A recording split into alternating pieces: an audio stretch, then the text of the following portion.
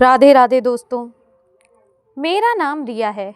मैं एक मध्य वर्गीय परिवार से हूँ, लेकिन अपनी मेहनत के दम पर एक बड़ी कंपनी में सीनियर मैनेजर हूँ। मेरी शादी आदित्य से हुई, जो बहुत ही अच्छे इंसान हैं। लेकिन मेरी सासू माँ शारदा जी और ननद निधि को बस एक ही बात का घमंड था, उनकी खानदानी रईसी और ऊंची पहुँच। उन्हें लगता था कि मैं चाहे कितनी भी कमा लूँ, उनके स्टैंडर्ड की बराबरी कभी नहीं कर पाऊंगी। सासू माँ अक्सर कहती थी, रिया तुम चाहे जितना पढ़ लिख लो, पर एक रईस खानदान की बहू बनने के सलीके तुम्हारे तो खून में ही नहीं हैं। वहीं निधि को तो सारा दिन सिर्फ महंगे ब्रांड्स और पार्लर की बातें करने में निकलता था। वो मुझे देहाती और लो क्लास कहकर बहुत चिढ़ाती थी। असली ड्रामा तब शुरू हुआ जब निधि की सगाई शहर के सबसे बड़े बिजनेसमैन के बेटे के साथ तय हुई। घर में एक आलीशान पार्टी रखी गई।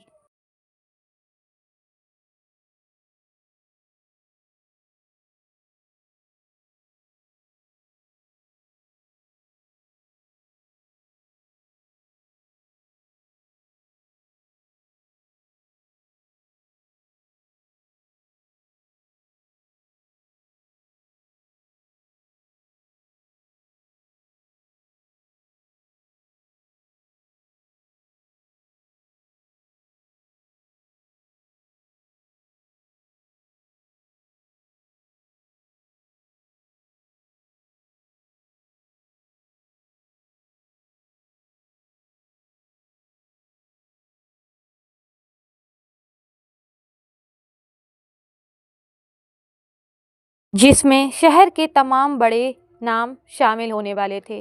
पार्टी वाले दिन सासू माँ ने मुझे साफ शब्दों में कह दिया, रिया आज पार्टी में बहुत बड़े बड़े लोग आ रहे हैं, तुम अपनी इस सादगी को अपने कमरे तक ही रखना।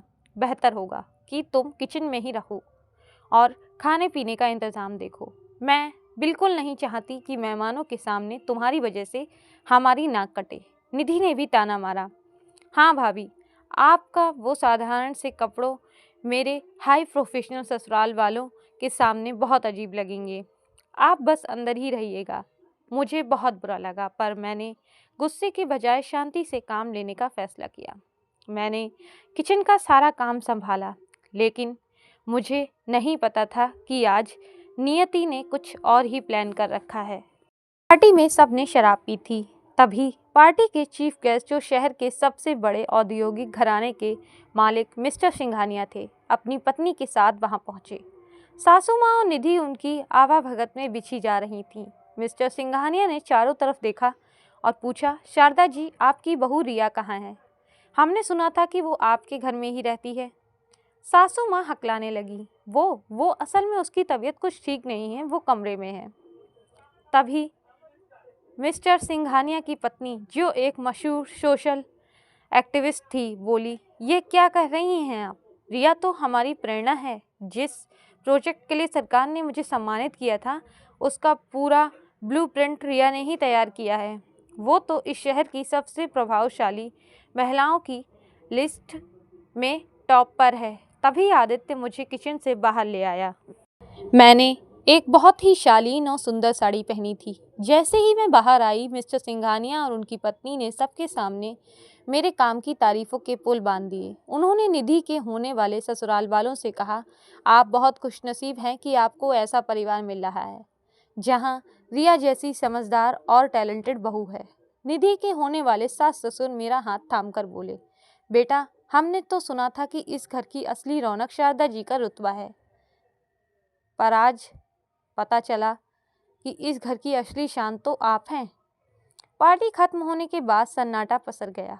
शारदा जी और निधि के चेहरे पर जो घमंड था, वो अब पूरी तरह से गायब हो चुका था। वो हीरो का हार और वो ब्रांडेड कपड़े अब उन्हें फीके लग रहे थे। सासू माँ ने मेरे पास आकर धीमी आवाज में कहा, रिया, आज तूने तो मेरा सिर ऊंचा कर दिया, पर मैंने तुझे किचन में छुपाकर अपनी ही बेइज्जती करवाई थी। मुझे अपनी रईसी पर इतना गुमान था कि मैं तेरी काबिलियत और तेरे साफ दिल को देख ही नहीं पाई। निधि, देख अपनी भाभी को, जिसे तू लो क्लास कहती थी, आज उसकी वजह से तेरा रिश्ता और मजबूत हुआ है। निधि की आंखों में भी शर्मिंदगी के आंसू थे। उसने मेरे गले लगकर माफ़ी मांगी। मैंने बस इतना ही कहा, माँ जी, रईसी अलमारी में रखे ब्रांडेड कपड़ों से नहीं, बल्कि इंसान के कर्मों और उसके व्यवहार से पहचानी जाती है। पैसा तो आज है, कल नहीं। इज्जत तो वो चीज़ है जो इंसान खुद कमाता है। उस दिन के बाद उस घर में स्टैंडर्ड की नहीं, बल्कि इंसानियत की बातें होने लगी। रिया ने साबित कर दिया कि असली रईसी बैंक बैलेंस में नहीं, बल्कि इंसान के व्यक्तित्व में होती है। तो दोस्तों, ये थी रिया और उसकी सास ननद की कहानी। इस कहानी से हमें ये बहुत बड़ी सीख मिलती है कि किसी के बाहरी पहनावे या उसकी सादगी को उसकी कमज़ोरी समझने की भूल कभी मत कीजिए। घमंड एक ऐसी चीज़ है जो इंसान को अंधा बना देती है। उसे अपनों की खूबियाँ भी नज़र नहीं आती। शारदा जी और निधि को लगता था कि पैसा उन्हें बड़ा बनाता है, पर रिया ने अपनी काबिलियत और खामोशी से साबित कर दिया कि असली ताकत आपके चरित्र में होती है। तो याद रखिए, सूरज चाहे कितना भी सादा क्यों ना दिखे, पर जब वो चमकता है ना, तो पूरी दुनिया की चकाचौंध को भी पीछे कर देता है। क्या आपके आसपास भी कोई ऐसा है जो दिखावे को ही सब कुछ मानता है? क्या आपको भी लगता है कि रिया ने जिस तरह से जवाब दिया, क्या वो सही है? अपनी राय कमेंट्स बॉक्स में ज़रूर बताएं और इस वीडियो को उन लोगों तक ज़रूर पहुंचाएं जिन्हें अपना दौलत पर बहुत घमंड है। दोस्तों, उम्मीद करती हूँ कि आपको यह कहानी पसंद आई होगी।